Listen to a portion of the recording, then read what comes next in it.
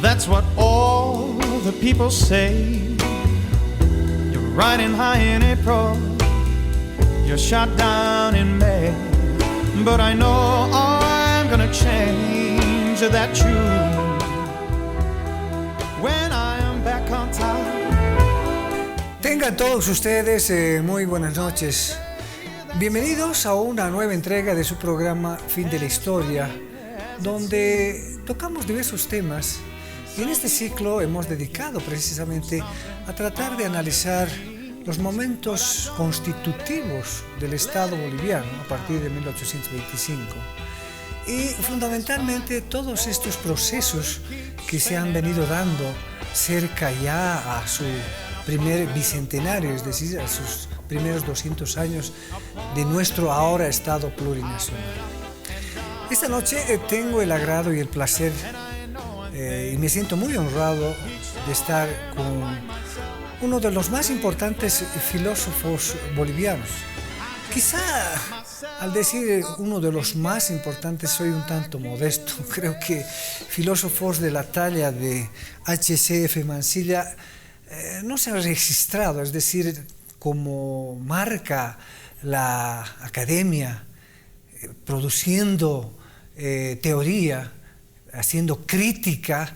Bueno, hay muchos filósofos, pero no de la talla de Hugo Celso Felipe Mansilla, a quien esta noche le doy la más grata bienvenida. Doctor, ¿cómo está? Muy buenas noches. Muchas gracias, don Sandro, muy gentil y buenas noches. Doctor, usted acaba de presentar este texto, que es prácticamente una delicia. No quiero decir el último, sino el más reciente, porque estoy seguro que va todavía a producir muchos más, que se denomina Sociedad dislocada, Estado autoritario y desastre ecológico. No hay forma más clara de mencionar lo que realmente está sucediendo, no solo en Bolivia, sino en todo el mundo. Quisiera partir un poco, doctor, ¿a qué usted se refiere cuando afirma que estamos viviendo una sociedad dislocada? El término es a propósito un poco vago porque quiere englobar varios aspectos. Una sociedad dislocada puede estar mal conducida, por ejemplo, por sus factores éticos. Pudiendo equivocarme, creo yo que todas las sociedades en el mundo, incluyendo la boliviana, han desarrollado una tendencia a un consumismo algo exagerado. Y este consumismo lleva a que los recursos naturales, que son limitados, como es nuestro pequeño planeta, estén naturalmente en algún momento por agotarse. De todas maneras, el extractivismo y también algunos elementos que podríamos llamar un exceso de corrupción por el deseo de tener más dinero, más ingresos, etcétera. Yo creo que todo eso llevan a una sociedad que no está bien encaminada. Eso es lo que yo creo entender bajo el término de una sociedad dislocada. En este texto, doctor, usted plantea varios temas. En realidad hace unos diálogos muy profundos a partir precisamente de sus maestros en los cuales usted ha recibido esa visión crítica de la sociedad. Me refiero a la Escuela Crítica de Frankfurt, a Teodoro Adorno y Max Horkheimer sobre todo, en las cuales desde un punto de vista, si quiere, en una primera instancia con una cierta influencia marxista, los frankfurtianos han hecho una crítica muy feroz a la sociedad industrial, a la sociedad consumista, sobre todo Teodoro Adorno, y fundamentalmente a los regímenes autoritarios. Exactamente. Yo creo haber recibido esas influencias durante mis largos años de estudio en Alemania. Con nostalgia me acuerdo de esos 12 años que yo pasé como estudiante en la Universidad Libre de Berlín, sin apuros, sin prisas, sin problemas económicos, y dentro de un sistema humanista que en esa época era muy laxo. prácticamente no habían muchos exámenes, uno podía rendir pequeñas pruebas de eficiencia a la elección del propio alumno, y el estudio, creo que sigue todavía así, era gratuito, todo el sistema universitario alemán. Entonces ahí yo muy tempranamente, porque era una gran moda, recibí la influencia de los que usted ha mencionado, de esos fundadores de la Escuela de Frankfurt y de los que han seguido a ellos, como Jürgen Habermas u otros menos conocidos. Por eso que usted en uno de los capítulos, ya que ha mencionado a Jürgen Habermas, Jürgen Habermas en sus últimos escritos, usted menciona, y además que los ha leído, los originales en alemán, plantea un religare, es decir, una reconciliación fundamentalmente con la religión. Exactamente. Es una idea que viene del fundador de la escuela, Max Horkheimer, quien en sus últimos años se dedicó a ver los aspectos positivos de la religión. Después de haber criticado durante décadas a todas aquellas instancias que moldean negativamente al ser humano, como han sido precisamente las iglesias. La idea fundamental es en el fondo muy simple. Hay que salvar la religión, pero como una especie de ética, de respeto a la naturaleza, de agradecimiento a Dios, pero sin considerar positivamente dos cosas: ritos e instituciones. Esa idea la ha trabajado sistemáticamente Habermas en sus últimos años. Poco antes de cumplir 90 años publicó su obra más amplia, 2 tomos, casi 2000 páginas, que es un estudio muy profundo de lo que la filosofía le debe a la religión, lo que la razón le debe a la fe, a las creencias. Y es realmente una obra un poquito larga, por eso yo me imagino no muy popular, pero el enfoque es muy interesante. En una palabra, una religión intelectual, sin instituciones como la iglesia y sin ritos como misas, celebraciones, y sin naturalmente prácticas como los curas pedófilos. El triunfo de la razón frente a la fe ha marcado precisamente toda una corriente que se ha extendido ya más de 200 años o 150 años, en las cuales al ser humano, al Homo sapiens, lo ha puesto por delante de Dios, es decir, basándose precisamente en la razón utópica, ¿no? Claro, es la idea de que la diferencia entre los seres humanos y los dioses es muy pequeña. La única importante es que los dioses son inmortales y nosotros no. Pero lo que hacen los dioses es conocer racionalmente el mundo y sus avatares, y eso lo puede hacer el ser humano basado en la ciencia y en la razón.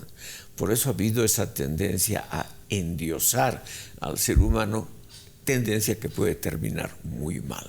Ahora, esa racionalidad ha eclipsado otras formas de entender el mundo, ¿no? Las subjetividades de la gente, sí, esas comprensiones culturales, incluso de comprender el estar y habitar en este mundo. Claro, el gran peligro de todo racionalismo extremo es el desprecio de los sentimientos, de las emociones, de las intuiciones, y también el desprecio de instituciones, prácticas cotidianas y políticas que están basadas en la emoción. No todas son malas, evidentemente. Pero yo, siguiendo a la Escuela de Frankfurt, creo que el campo de la política no debería estar basado en las emociones y las intuiciones. Por lo menos ese campo debería estar basado en la razón. Usted rescata de alguna forma los pensamientos genuinos de Karl Marx, en los cuales plantea un marxismo humanista, ¿no? Sí, Al contrario de lo que Louis Althusser y el estructuralismo francés han creído, yo creo que el primer Marx, el Marx joven, ha sido el más interesante, el Marx humanista, el Marx que quería terminar con las alienaciones modernas, el Marx que dijo que el mundo de la libertad va a ser el socialismo, el paraíso en la tierra, comprendido por un mundo donde el ser humano no está sometido a ningún poder y no tiene que trabajar obligadamente. Esas utopías siempre me han parecido muy rescatables, pero no así todo el resto de la obra marxista. Ahora, bueno, el mundo precisamente ha vivido en base a esas ideas que usted afirma de Carlos Marx, las ideas posteriores, han permitido precisamente llevar adelante un socialismo real, que hemos sido testigos a través precisamente de la ex Unión de Repúblicas Soviéticas, ¿no?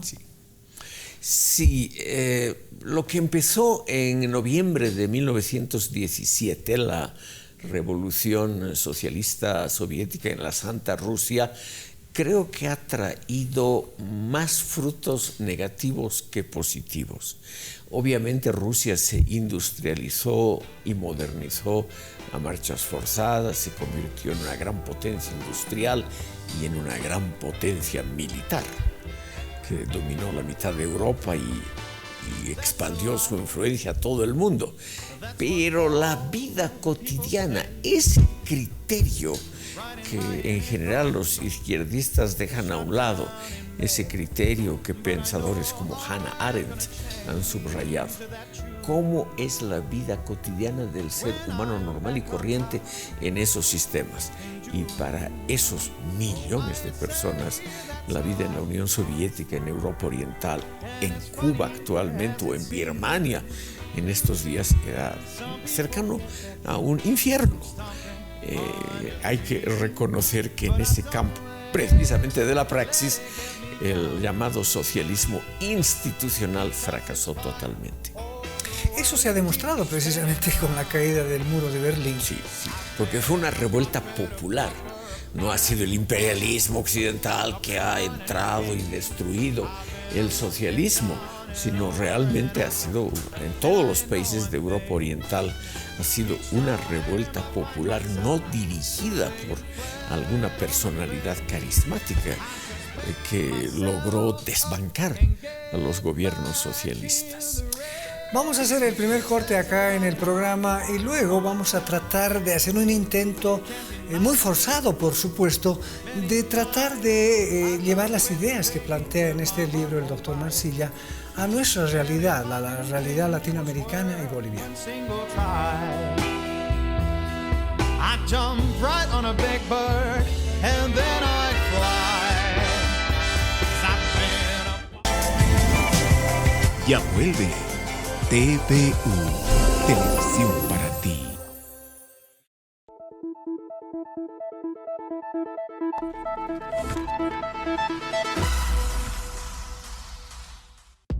Datos curiosos sobre la ciencia.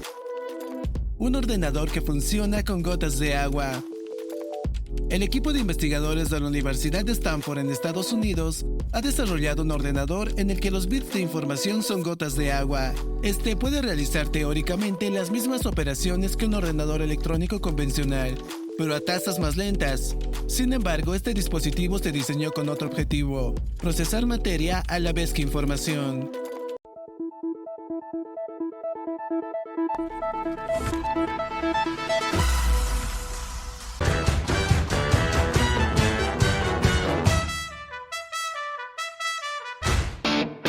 Hace 19 años, una nueva franquicia de terror emergió de la mente de James Wan, con Saw, el juego del miedo. Los fanáticos de la tensión y el gore encontraron un gran entretenimiento, y su éxito derivó en una franquicia que, siendo honestos, fue de más a menos.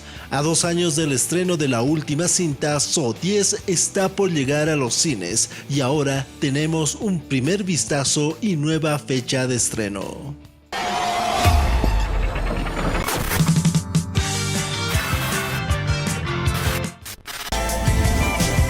Estás viendo TVU, Televisión para ti.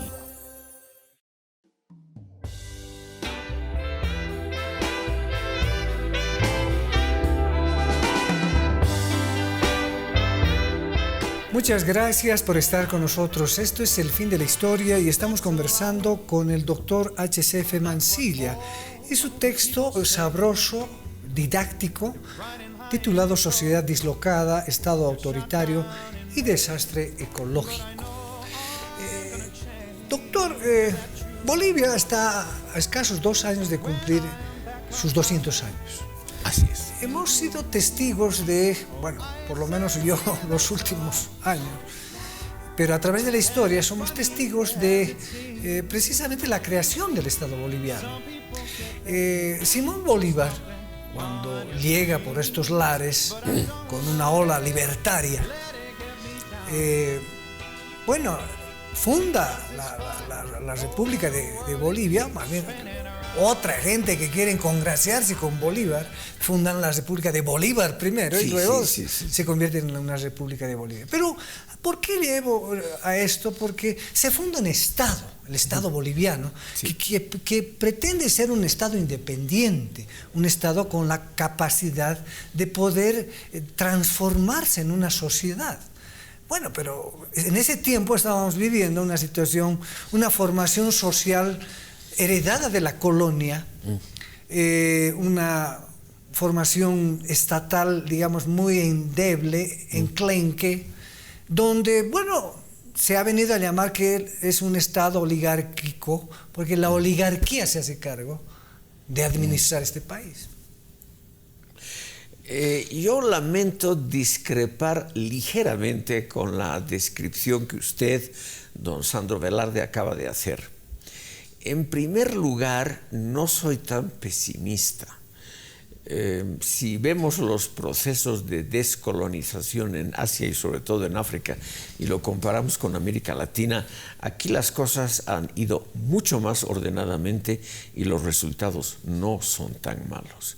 Salvo Haití, aquí no hay estados fallidos como Somalia, o la República Centroafricana, o Libia, o Siria, o Yemen en el Asia. Es decir, se ha creado una institucionalidad obviamente precaria, pero ha funcionado y 200 años en la historia no es poco. Por lo tanto, yo creo que aquí se ha instituido, podríamos decir, una maquinaria estatal, en gran parte heredada de las costumbres, los valores, los sistemas de funcionamiento de la colonia española, pero que se ha ido con muchas dificultades modernizando.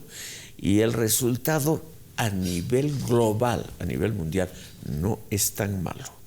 Otra cosa es que la gente siempre pide más y quisiera ver algo fantástico, algo ideal, algo perfecto, y eso nunca ocurre. A nosotros, por suerte, se nos ha ahorrado la experiencia de un Estado socialista como Cuba o Nicaragua, etc. Y eso yo creo que ya es una gran cosa. Doctor, en ese sentido, digamos, para analizar el Estado oligárquico que se ha extendido cerca al siglo XIX, casi al siglo XX en realidad, digamos, una formación estatal tenía muchas contradicciones porque precisamente los estantes y habitantes de este territorio, bueno, todavía no habían alcanzado, como dicen, la mayoría de edad. Es decir, estoy hablando de los grandes componentes de los habitantes de este estado. Y es por eso que se va reproduciendo una especie de dominación y fundamentalmente abarca un estado y una formación social tributaria. Es decir, bueno, se forma el estado solamente para ciertos sectores letrados y los sectores campesinos e indígenas, bueno, mantienen su condición de dominación y son los que van a tributar para sostener este estado. Aquí también lamento muchísimo disentir con la opinión vertida por don Sandro Velarde. Oligarquía es un término clásico de la filosofía griega y es la forma impura y degenerada de la aristocracia, o como diríamos hoy en términos más actuales, de la meritocracia. Y aquí yo diría que en América Latina si hay realmente una oligarquía, es decir, un pequeño grupo que habla en nombre de la nación y la gobierna sin jamás rendir cuentas, son los gobiernos de Cuba, Nicaragua y Venezuela. Aquí, pese a todo, ha habido siempre algunos elementos que los podríamos calificar por lo menos como protodemocráticos. Esa denominación que usted usa ya de antemano, es decir, a priori, ya de alguna manera tiñe negativamente toda la historia del país. Y eso me parece un poco injusto, porque aquí se han hecho esfuerzos de muy diferente tipo y con resultados muy diversos para, por ejemplo, ampliar la base social del país.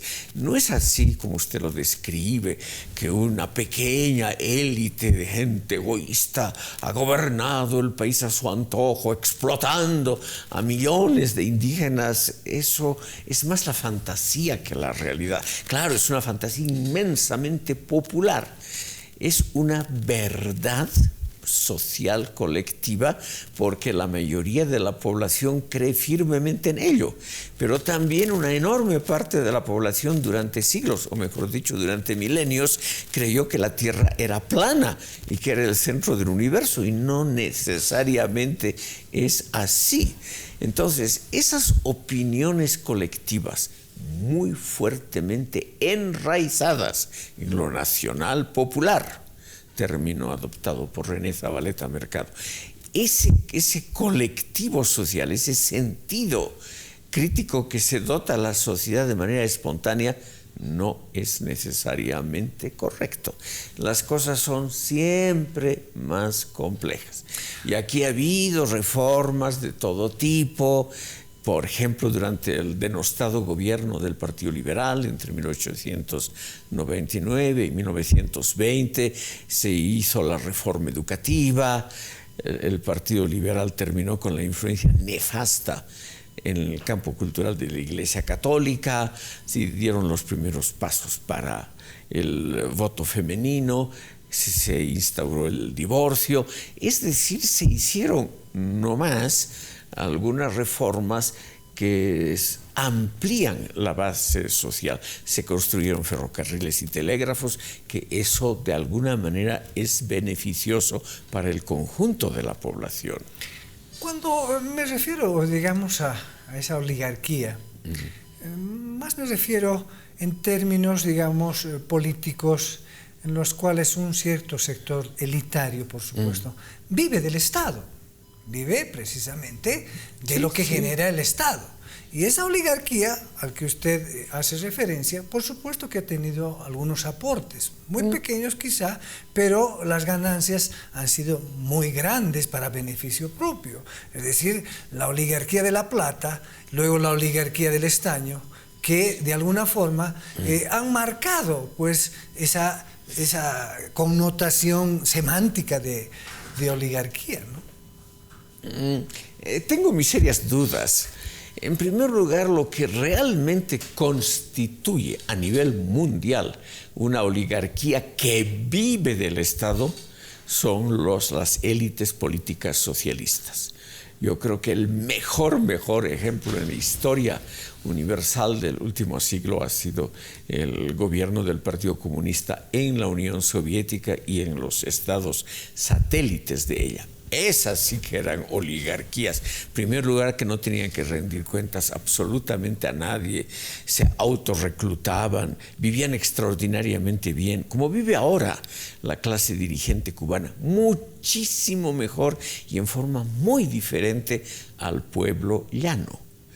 Es decir, esa visión ya de antemano ennegrece cualquier cosa que hubiese ocurrido antes de la anhelada revolución socialista. Y eso yo nadie va a negar las injusticias, el mundo está hecho de injusticias. Pero yo creo que no hay que cargar las tintas simplemente. Ya que usted ha mencionado a René Zabaleta Mercado, además que lo ha estudiado y ha sacado ya está en su segunda edición el libro. Que usted presentó amablemente. Sí, lo hemos presentado. Bueno, ¿qué es lo que sucede cuando el propio Zabaleta menciona y lo vincula a la guerra del Chaco al desarrollo de la conciencia nacional? Es decir, hasta antes de la guerra del Chaco, aparentemente no existía una conciencia nacional y no sabíamos quiénes éramos los que habitábamos en este lugar. Y tras la guerra del Chaco, bueno, ahí se sucede una importante acumulación de ideas para poder precisamente a lo que usted no quiere denominar estoy completamente seguro que no cree que ha existido una oligarquía, hacen de que el Estado, nacional pueda desarrollarse como un Estado capitalista, ¿no? Esa es la visión que muy exitosamente han desarrollado los pensadores del MNR, Augusto Céspedes y su discípulo preferido, que fue René Zabaleta Mercado. Pero conciencia nacional ha habido desde el primer momento, es decir, cuando la Asamblea Constituyente en 1825 decide crear una nación propia y no subordinarse ni a Buenos Aires ni a Lima, tema muy estudiado aquí, por ejemplo, por José Luis Roca, que tiene ese título como su obra principal.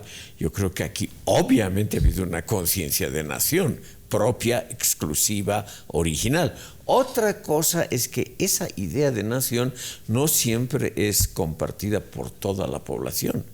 Si le preguntamos hoy, por ejemplo, a un ciudadano normal del Canadá cuál es su nación, realmente va a entrar en duda, y es una nación muy moderna, muy exitosa. Lo que ha hecho la guerra del Chaco ha sido popularizar un poquito lo que ya se venía viendo, sobre todo por otros factores mucho más importantes que la guerra del Chaco. La expansión de la educación primaria obligatoria, gratuita y laica, por ejemplo, la gran obra del Partido Liberal, o la modernización general del país, el proceso de urbanización desde fines del siglo XIX. Yo creo que eso realmente ha actuado poderosamente sobre la conciencia de la nación, o el hecho de vivir cotidianamente en centros urbanos donde uno está en comunicación inmediata con los otros y donde uno recibe la influencia, aunque sea modesta, de los medios masivos de comunicación, los periódicos antiguamente. Yo creo que eso ha sido mucho más importante que esa teoría del encuentro nacional en las arenas del Chaco, que es la teoría del MNR. Yo, discúlpeme, pero como no tengo nada que ver con ese partido, no tengo por qué adoptar esa ideología como si fuese la verdad absoluta. Pero de alguna forma la constitución de un Estado capitalista, de un Estado, digamos, con características ya de un Estado solvente, estos pensadores como el Choco Céspedes y otros, mencionan precisamente que la constitución del Estado capitalista y el Estado, de esa separación entre Estado y sociedad civil, se logra precisamente con la revolución de 1952, a partir de la guerra del Chaco, a partir de la creación de la Federación Sindical de Trabajadores Mineros de Bolivia y la creación de un, digamos, de un Estado proletario o digamos, incipiente proletariado boliviano. Mi estimado Sandro Velarde, es obviamente la visión marxista. Como yo no he sido educado en esa tradición, ni creo que sirva para explicar el mundo actual, eso de Estado nacional, capitalismo para definir un modo de producción que no es exactamente el que nos gusta, etc. Yo creo que debemos alejarnos un poquito, por lo menos, de esas formas placativas y definitivas de decir Estado Nacional, capitalismo. Yo creo que esos conceptos oscurecen en lugar de aclarar una situación altamente compleja. Yo no creo que el sindicalismo haya tenido esa enorme fuerza que por ejemplo, Zabaleta Mercado le atribuye el proletariado minero como la clase universal y que el empoderamiento de esa clase universal va a ser la emancipación del país. Eso está bien como ejercicio de retórica en un claustro universitario, pero nunca ha tenido ni tiene que ver con la realidad del país. Ahora, doctor, mi obligación como periodista es pues provocarlo. Claro, claro. Y estoy usted lo hace muy bien. Yendo por los caminos que a usted no le gusta, digamos. Eso es lo bueno. Entonces, si no, vamos a tener que darnos la mano y felicitarnos por la lectura del libro. Gracias. Pero quiero encontrarle y provocarlo precisamente. Gracias. En ese sentido, la herencia de los partidos comunistas, por ejemplo, porque quiera o no, la influencia de Europa ha llegado pues, a Bolivia con el PIR, con la Falange Socialista Boliviana, con el propio MNR, que de alguna manera van a ir constituyéndose en una facción para poder de alguna forma establecer una dinámica política en el país. Tiene usted razón completamente. Estos grandes partidos de masa hubieran sido impensables sin movimientos, ideas, concepciones que provinieron de Europa Occidental. Y curiosamente aquí, eso nunca he comprendido bien por qué el trotskismo en ningún otro país del mundo ha sido tan fuerte como en Bolivia. Y sigue vigente. Sigue vigente, creo que en el sindicato de maestros y en otros reductos muy curiosos como ciertos grupos universitarios. Eso está muy bien y pertenece, yo creo, más bien a los aspectos literarios, anecdóticos, novelescos de la política, que son obviamente importantes. Pero no creo yo que el trotskismo, pese a ese enorme despliegue de erudición de Guillermo Lora y sus acólitos, no creo que haya iluminado la comprensión de Bolivia, no creo. Ahora, la revolución del 52 trae consigo nuevas ideas, ese nacionalismo revolucionario que se va a extender a lo largo del siglo XX. Va a constituir precisamente una forma de hacer política y que hoy en día hasta ahora no aflojamos. Sí, seguramente. Yo lamento tener que decirlo, creo que una parte de los problemas del país y de la comprensión de esos problemas tiene que ver paradójicamente, con el éxito del nacionalismo revolucionario. Por ejemplo, yo no creo que la revolución haya sido tan importante, que haya tenido tantos efectos positivos y que realmente tengamos todavía que pensar en los marcos categoriales que nos ha dejado el nacionalismo revolucionario, cuyo exponente más brillante fue precisamente René Zabaleta Mercado.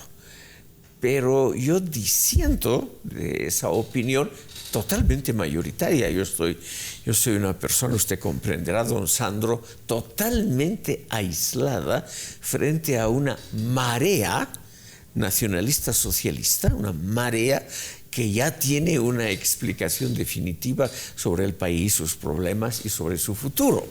Mi único deber es decirle al público lo que éste no quiere oír o decirle a una audiencia ideas que son diferentes a las usuales.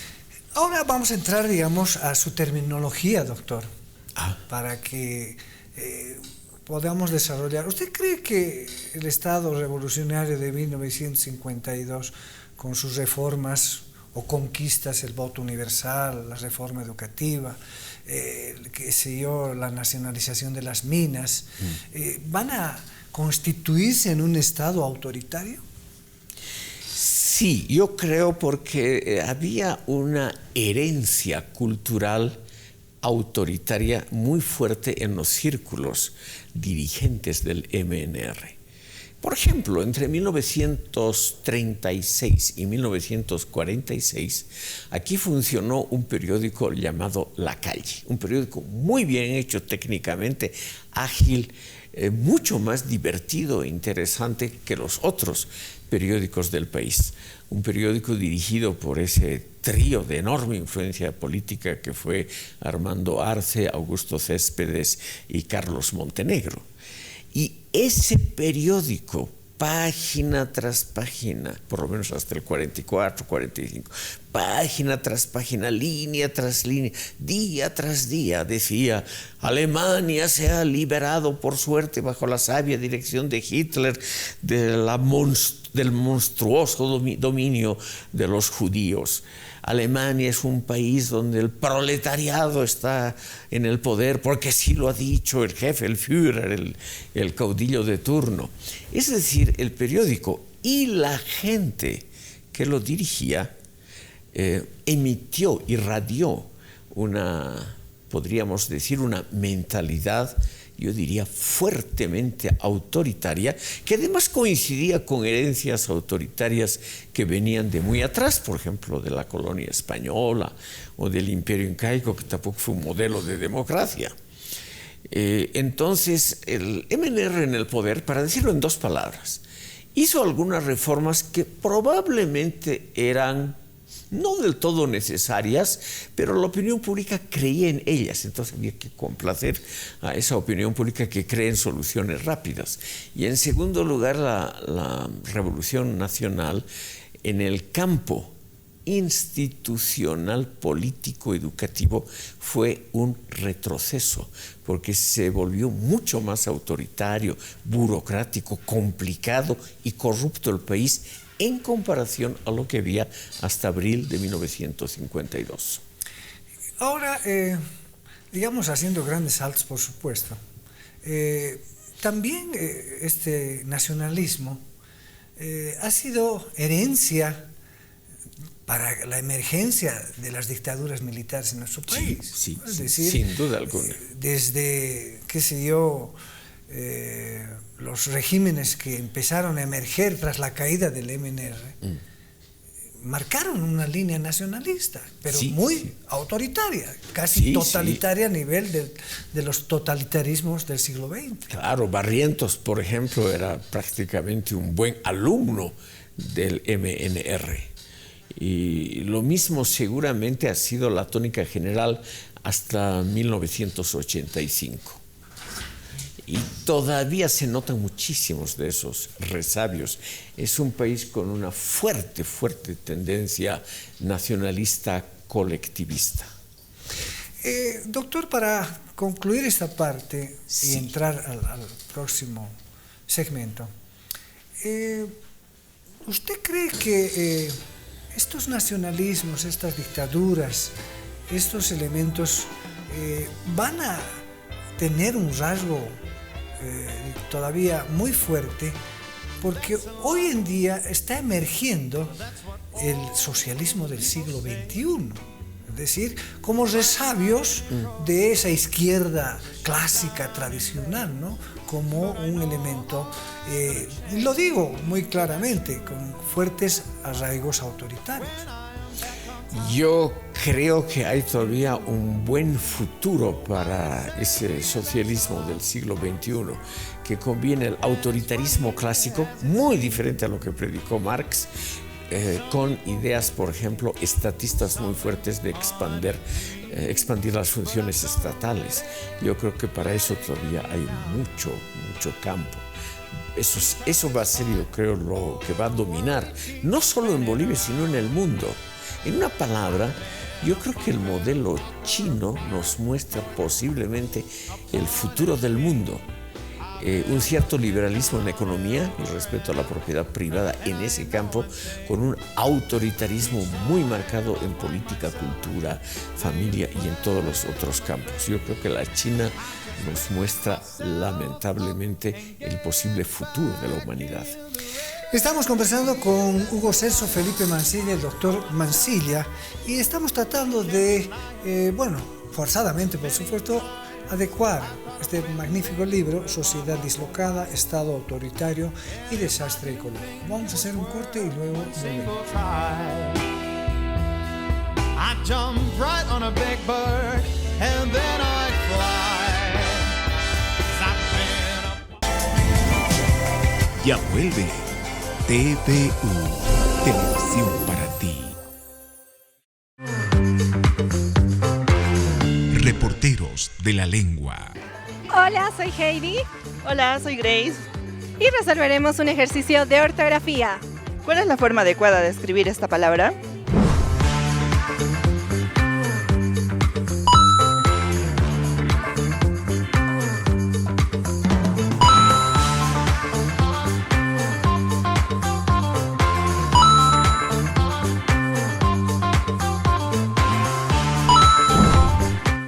La forma adecuada es el inciso B. Se escribe con la consonante Y después de los prefijos ad, dis y sub. Reporteros de la lengua.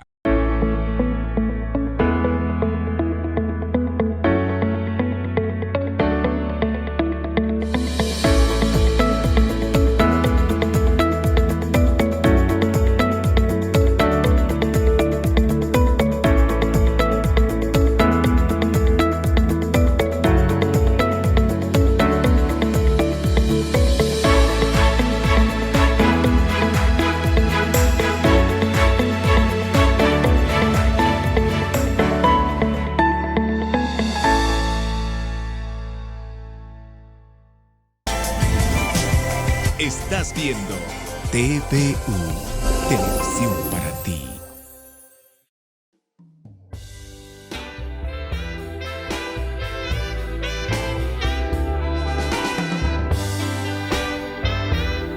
Muchas gracias por estar con nosotros. Esto es El Fin de la Historia y estamos conversando con el doctor Hugo Celso Felipe Mansilla. Doctor, tenemos que hacer grandes saltos en un poco de tratar de enfocar estos estados. Pero también hemos tenido, no sé si la suerte o la desgracia, de contar con un estado también neoliberal, que lo han llamado neoliberal, ¿no? Los años 80 y muy entrados los años 90. Y usted hacía mención precisamente al periódico La Calle, que tenía su propuesta que era La Razón también, perteneciente. La antigua Razón. No, a la antigua, exacto. Y en términos, gramscianos, era pues una batalla cultural, ¿no? Sí, entre los dos periódicos, entre La Calle y La Razón. Por poder copar o constituir o abarcar a la opinión pública de entonces. Sí. En ese sentido, el neoliberalismo o las reformas estructurales que llegaron tras la conquista de la democracia, pues se van instalando en Bolivia por el fracaso de la UDP. Sí.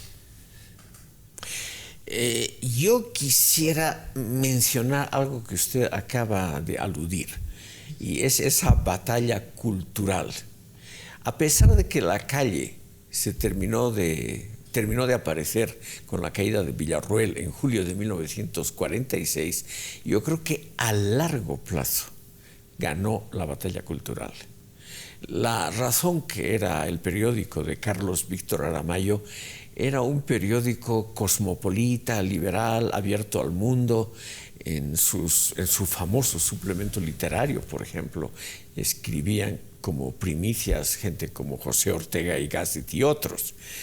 Y por lo que sé, yo todavía he vivido una parte de eso. Yo soy una persona muy, muy mayor. Y yo le aseguro que esos esfuerzos han sido infructuosos. No eran impopulares, sino que pasaban desapercibidos. Es decir, lo que ha tratado de hacer La Razón, abrir Bolivia a un mundo cosmopolita, liberal, etcétera, yo creo que no tuvieron éxito. Quien tuvo éxito es Augusto Céspedes, La Razón y el periódico, La Calle y el periódico que él dirigió entre 1952 y 1964, que era La Nación.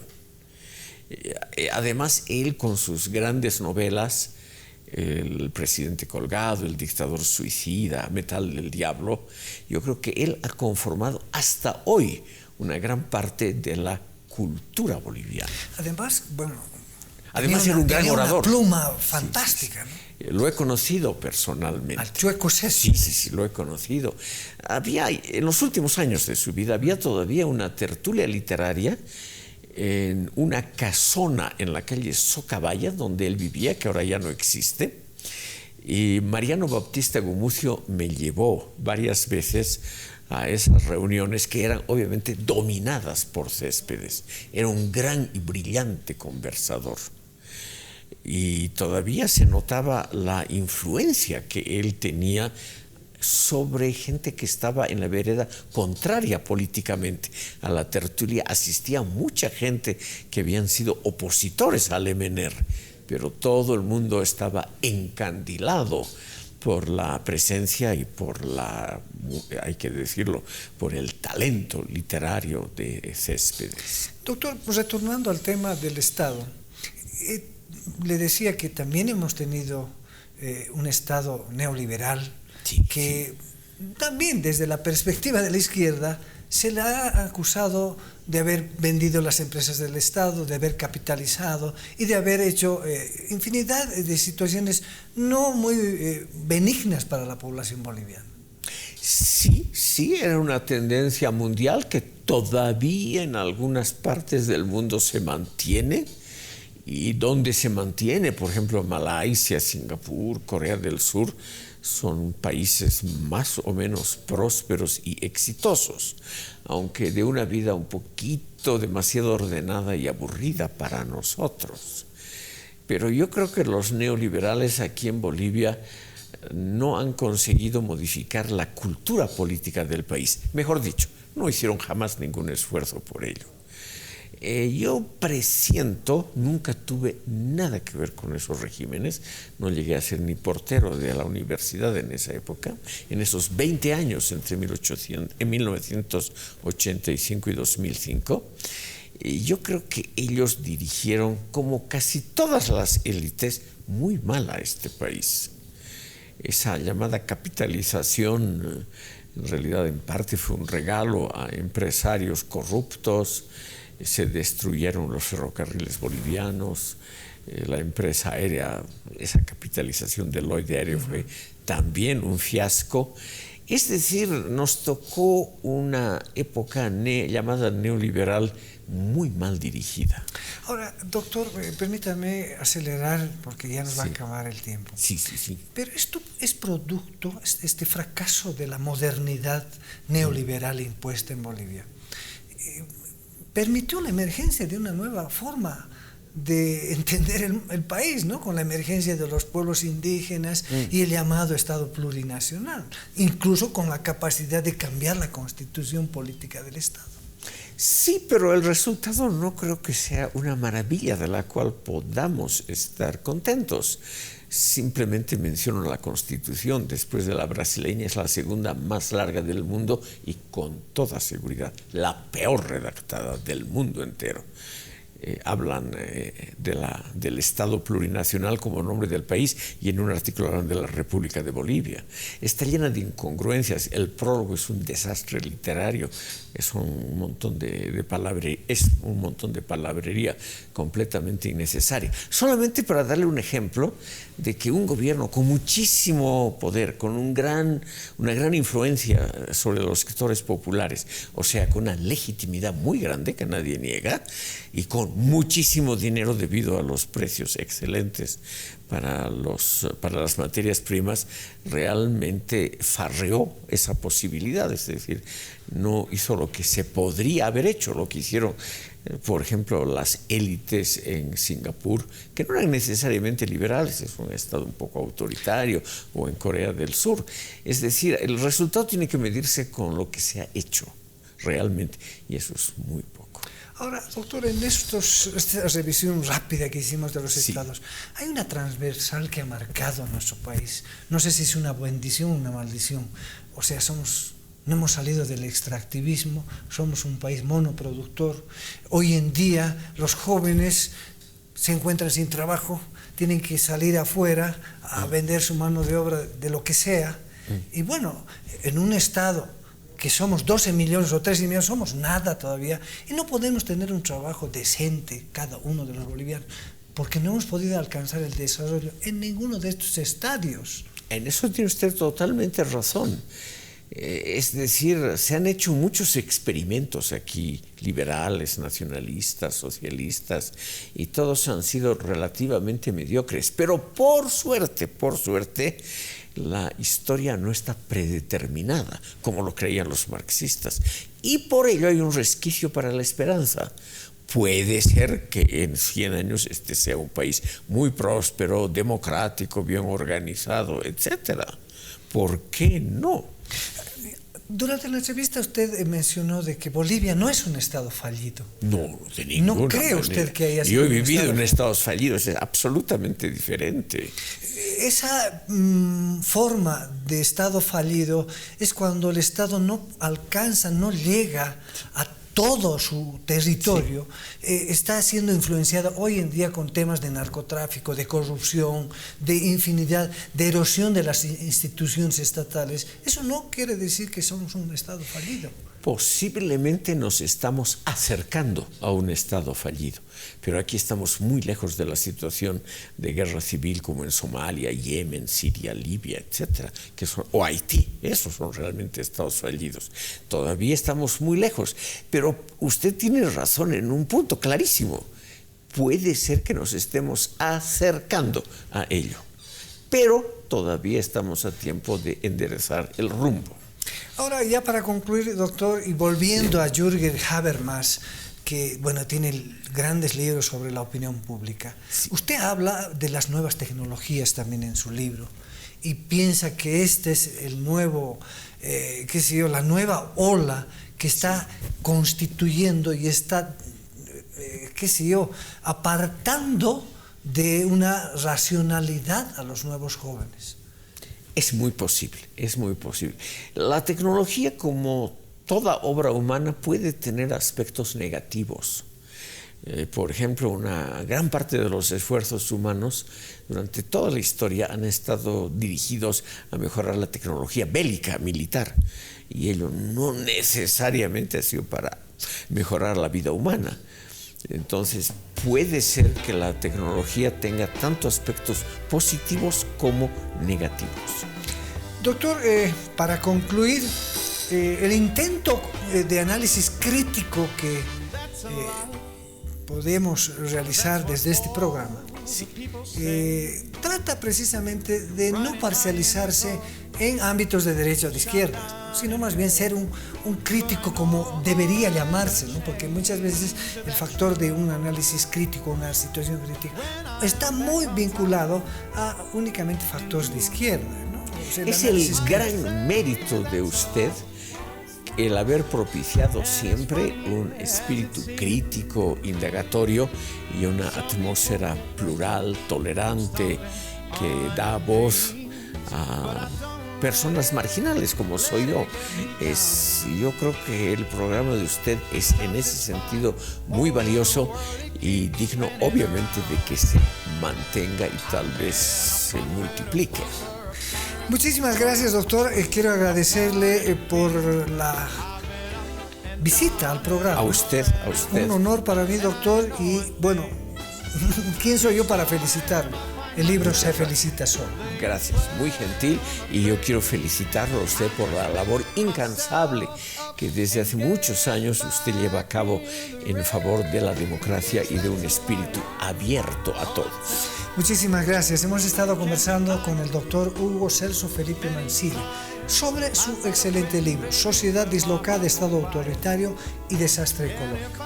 Doctor, muchísimas gracias. A usted, muy gentil por todo. Muchas gracias. A ustedes, hasta la próxima semana. Muchísimas gracias.